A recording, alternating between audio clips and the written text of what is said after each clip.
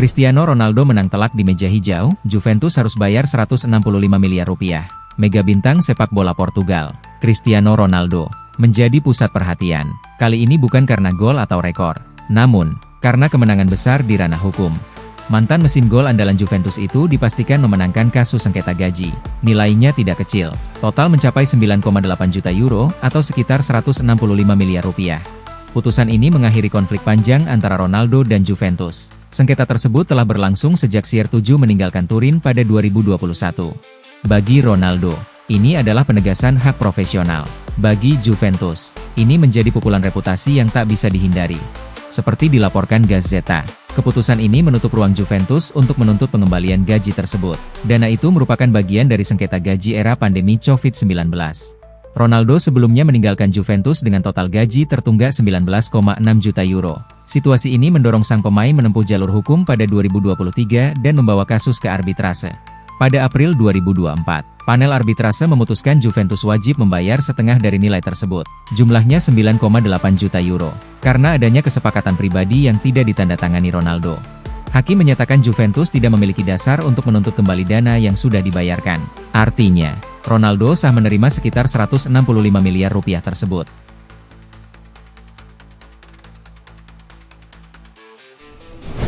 Aston Villa kepincut Pierre Kalulu.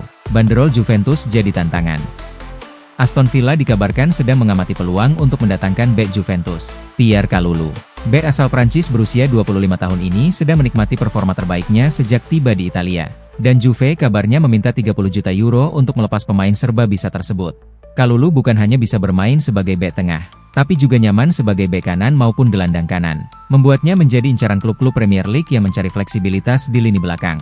Menurut laporan Calcio Mercato, selain Aston Villa, Manchester United dan Tottenham juga tertarik. Namun semua minat ini kemungkinan besar mengarah ke bursa transfer musim panas, bukan Januari ini. Aston Villa, Tottenham, dan Manchester United sama-sama menaruh perhatian pada Pierre Kalulu menjelang musim depan. Jika Juventus ingin melepasnya, tawaran sekitar 30 juta euro dibutuhkan. Jumlah ini jelas bisa dijangkau klub-klub Premier League, dan transfer ini memungkinkan Juventus meraih keuntungan finansial yang signifikan, tulis Calcio Mercato. Keputusan Juventus juga akan dipengaruhi oleh posisi klub di klasemen Serie A. Jika gagal lolos ke Liga Champions musim depan, Bianconeri kemungkinan harus melepas beberapa pemain kunci untuk menyeimbangkan keuangan.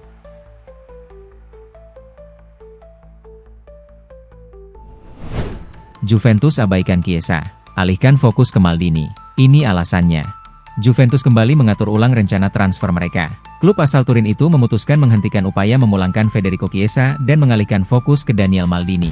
Keputusan tersebut muncul setelah proses negosiasi dengan Liverpool tidak menunjukkan kemajuan berarti. Faktor teknis di dalam tim juga ikut memengaruhi perubahan arah kebijakan ini. Dalam beberapa pekan terakhir, Juventus mencoba membuka jalan bagi kembalinya Chiesa ke Turin. Namun, pembahasan soal skema transfer dan nilai kesepakatan tidak menemukan titik temu dengan Liverpool. Keputusan menghentikan rencana ini dinilai terlalu cepat jika hanya melihat faktor negosiasi. Indikasi kuat menunjukkan adanya pertimbangan internal terkait struktur tim di bawah Luciano Spalletti. Di sisi lain, Daniel Maldini menawarkan profil berbeda yang lebih sesuai dengan kebutuhan saat ini. Statusnya yang lebih sederhana membuatnya lebih terbuka menerima peran sekunder. Kesempatan bermain di bawah arahan Luciano Spalletti menjadi daya tarik tersendiri bagi Maldini. Pelatih tersebut pernah memberinya debut senior bersama timnas Italia.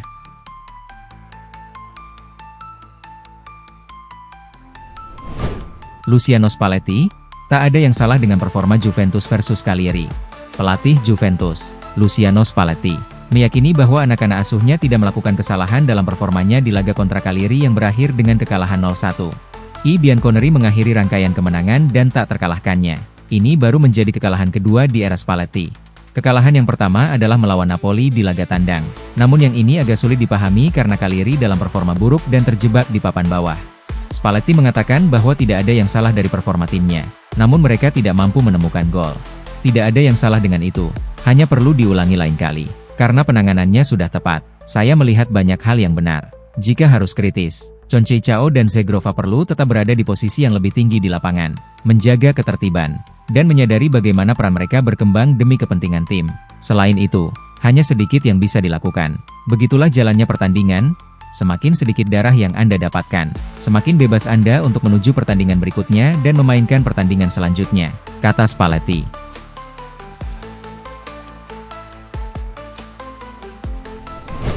Max Allegri terus desak manajemen untuk datangkan Federico Gatti. Pelatih AC Milan, Max Allegri, dikabarkan terus mendesak pihak manajemen klub untuk mendatangkan bek Juventus, Federico Gatti di bursa transfer Januari. Max Allegri merasa sangat membutuhkan tambahan bek baru yang memiliki karakter determinasi tinggi, penempatan posisi yang baik, serta semangat pengorbanan yang luar biasa di atas lapangan. Menurut laporan dari La Gazzetta dello Sport, Federico Gatti merupakan profil yang sangat ideal bagi strategi pertahanan Massimiliano Allegri guna memperkokoh barisan belakang Rossoneri di sisa musim ini. Meskipun sang pemain saat ini jarang mendapatkan menit bermain reguler di bawah asuhan pelatih Juventus yakni Luciano Spalletti, sang pemain dilaporkan masih merasa bahagia dan belum berniat untuk hengkang. Kebutuhan akan bek tengah baru menjadi prioritas bagi Allegri, mengingat jadwal kompetisi yang sangat padat serta risiko cedera yang sering menimpa para pemain di lini pertahanan tim. Manajemen AC Milan sejauh ini masih terus melakukan evaluasi terhadap permintaan sang pelatih, sambil tetap memantau peluang untuk memboyong Federico Gatti dengan skema transfer yang paling memungkinkan.